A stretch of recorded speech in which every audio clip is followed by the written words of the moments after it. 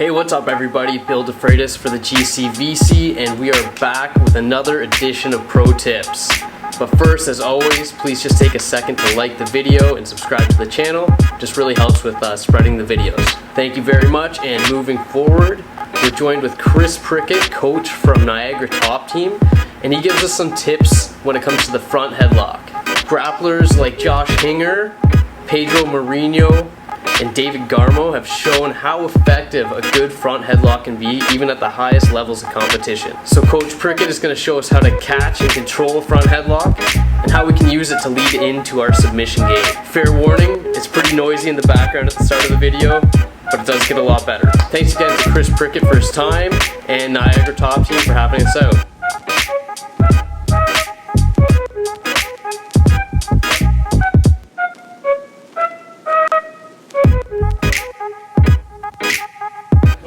Okay, talking about a front headlock today. For wrestling, for jiu-jitsu, for MMA, most of the concepts stay the same. Some differences obviously within each discipline, but I'll just give you kind of the breakdown, how I like to do my front headlock and some of the attacks I get off of. Okay, so there's about 101 different ways of getting into front headlock. My favorite way is off of an underhook, okay? So we come out, we enter here, I like going and getting right off the bat, okay? So I'm going collar tie, all right, that's going to draw a little reaction here, exactly, just like that, that's all I need. That opens up the space for me to grab that underhook, okay? Immediately, I want to get working. I don't want to be hanging out here for too long. He can start to disengage or he can start to attack. As soon as I hit that underhook, right away, I'm pulling. Okay, you notice my hand enters here and pulls. Okay, at the same time, I'm snapping that head down and covering. Okay, more time. Collar right here, snap, cover. You notice, I still have this underhook. From here, I have a lot of control, and that's the name of the game when you're talking about front headlock, is being able to control this position. I got the underhook, I got the front headlock here. I'm going to put my chin on my hook here, and I'm going to bring him down to the ground by stepping this foot out and throwing this leg back. Okay? That might happen in one pull, it might take 2, 3, 4 pulls, but eventually I will get him down because I'm taking him over top of his toes. A lot of times people will try to jump this front headlock and they'll try to go straight down. He's strong.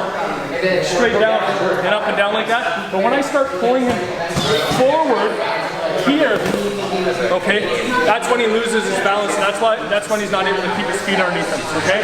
So again, collar tie, underhook, snapping, covering with my chest. Here, stepping back, snapping down here. Okay? 99% of the times, the guy's going to put his hands on the mat like this, okay, or post hard here, okay, just like that. He doesn't want his head to hit. That gives me the space to shift up and attack my front headlock. It's really important when attacking this front headlock that I'm using my weight to control him and pin him rather than the grip in my arms, okay? A lot of times I'll see people here and they're way off. I even hear the shoulder and the collar here. This position here, this uses a lot of strength and grips, and I've just done this long enough. I've learned that nobody is strong enough to hold a front headlock forever, okay? So, but when I can use my hips and I can shift my hips and start putting weight on them this way, now I can control it, okay? One concern that I have when I put that sort of hip pressure on him is if I come here and he grabs my leg here, okay? So in order to attack this front headlock correctly, I have to be confident with my leg defense, okay? So I'm in here, and if he grabs my leg, I know how to break that grip. If he grabs it again, I know how to break that grip using my hips and sprawling him out, okay? So that's a very important detail when attacking the front headlock. Okay? Talking about the grip and the positioning, there's a lot of different ways we can attack this. My favorite way is by using a front headlock throw. Okay? It's important this arm stays shallow. I keep it just glued to my ribs like this. Okay? And this arm reaches as deep as I can and joins just using a gable grip, okay? This hand that's taken deep is going to go over top. So this hand literally just stays like this. From the snap here, I'm not down here. I'm up here. Okay, spin from okay. From this side, pulling him down, shifting. Okay, taking away his defense, which number one defense is him grabbing this elbow and pulls this in. Now you look to drag out. Okay, so by covering, keeping that elbow tight, trying to grab my elbow, it's very tough for him to throw. Okay, another defense or a counter he can do is he can sit through. So just sit through here. Boom, here. Okay, that's an option for him as well. I have to make sure that I keep his head buried. As long as I keep his head buried as he sits here, he'll never be able to duck that. Okay, so I'm keeping my hips square on top of his head. So talking about the throw itself, and this is, we can go two routes here. I can start attacking my chokes right from this tabletop position, okay? There's nothing wrong with that. I like attacking guillotines, darts, and anacondas, okay? But better guys are wise to this, okay? They're not gonna just let me lock that up. They're gonna be fighting my grips. So what I like to do is throw this front headlock and put him on his hip. Again, right arm is deep, left arm is shallow. I'm stepping in here, and I'm using my hips to pop him to his side. Okay? From this position, it's important. I keep my elbow tight here, and I pinch my right elbow now. Okay, try to get your arm back. It's very hard for him to get his arm back. Eventually, he's going to be able to do something, so I can't stay here forever. I'm pinching this elbow right off the throat. My grip is still tight. That's when I lift my legs, and I catch. I'm just trying to catch him just above the elbow. Here. Okay, that's going to act as a placeholder. And now, I can start to adjust my grip. I'm using my right arm now, which was once pinching, it's now pulling. And I'm pulling this as deep as I can get it. My shoulder is going to stop me eventually, and that's how far I want to go. From here, I'm switching, reflecting. Okay? Deeper this arm, the better. Sometimes I'll see guys just grabbing, you're just getting the peak with your fingertips like this. This is no good. I want to get this deep as possible. Okay, so even if I got to drop my elbow down, okay, to collect it. For the finish, now, I see this a lot, and I really struggled with this when I was first learning the finishes to the anaconda. And my jiu-jitsu coach, Roy McDonald, at the time showed me this detail, and it just changed the whole move for me. Okay, so this front headlock, to preface this is a Marty Calder front headlock, textbook Marty Calder. Shout out to Marty, masterful at this position. And this finishing detail I got from Rory, and it just it changed my game. Okay, so rather than chasing with my legs from this this anaconda,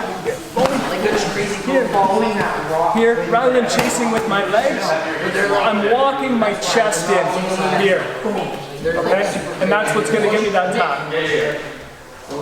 I'm walking my hips in, but my chest is what's coming in. That's the big finishing detail that a lot of people miss. So that's the anaconda from a front headlock. Okay, so another option from this front headlock, and I'm still going to use the throw. Again, I love attacking, okay, just straight from here. But again, the throw is going to set me up for a position to attack when they're already on their side and they're a little bit more vulnerable. Okay, so this time I throw it, and rather than attacking this anaconda, maybe he starts to come up, maybe he gets this arm back a little bit, come up to your knees. Here, okay, I get this sometimes. As he starts to come up, I want to win that race.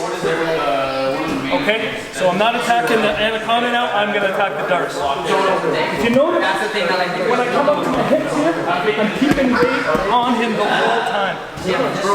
Okay, I'm walking around and I'm pulling and cranking this neck. Notice your head is strong this way. As soon as I take it on an angle this way, he's got no strength in it. He's on his side. Now again, while keeping this, sinking that right arm nice and deep, and locking. Okay, again, look at the depth of this right arm. This is no good, right here.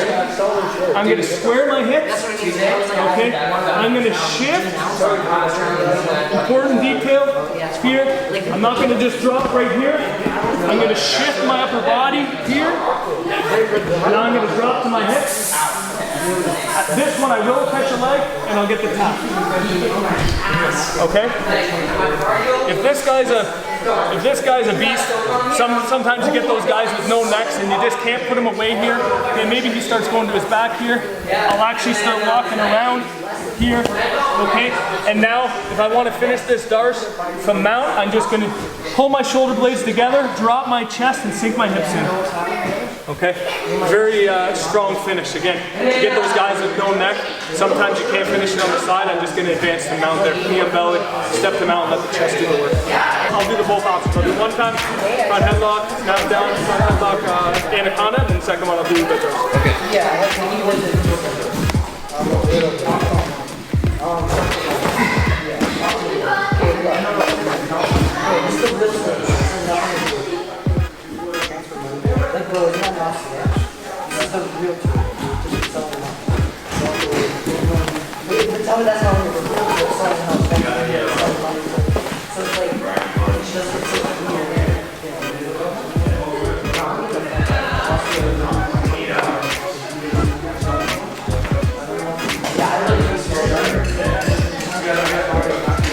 Thanks again to Chris Prickett for the pro tips and Niagara Top Team for having us out. Shout out to Ligert Sadiku for staying after class and helping out with the technique. And the team has a few big fights coming up, so make sure to check those out. September 5th, you have Anthony Romero fighting for Fury FC. September 14th, Jasmine Jasudavicius is fighting on Dana White's Contender Series. September 18th, BTC should be having an event in Burlington. Hopefully you'll see Luke Roberts, Xavier Nash, and T-Shay Guthro on that card. And finally, September 28th, you'll see Jeffery on Dana White's Contender Series. Make sure to check those out. Thanks again, guys.